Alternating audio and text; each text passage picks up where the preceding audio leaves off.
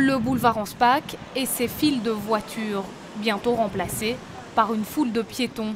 Le premier grand projet d'Yvan Mayer est sur les rails. À la fin du mois, le collège déposera le dossier à Belle-Iris, chargé des travaux.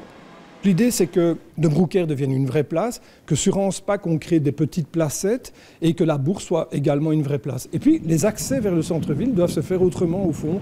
C'est plutôt au bas de la ville. 4 voies d'accès permettront aux voitures d'approcher le piétonnier. Les rues Fossé-au-Loup, de l'Écuyer, du Lombard et des Alexiens. Des heures de livraison seront prévues.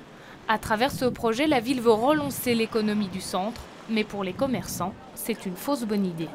Mettre l'activité commerciale en piétonnier et parallèlement créer un centre commercial en périphérie, comme on va le faire à Bruxelles avec Neos, OSL, plus Youplace, plus encore un autre centre commercial, fait que la clientèle va préférer aller dans les centres commerciaux en périphérie parce que l'accessibilité est beaucoup plus facile, parce qu'il y a la gratuité des parkings. Le projet divise aussi les citoyens. Une page Facebook a même été créée contre le piétonnier. Ah, ils deviennent fous alors. Pourquoi ? Pourquoi? Et les voitures, par où elles vont passer? Il faut aller par la petite ceinture et puis prendre le ring.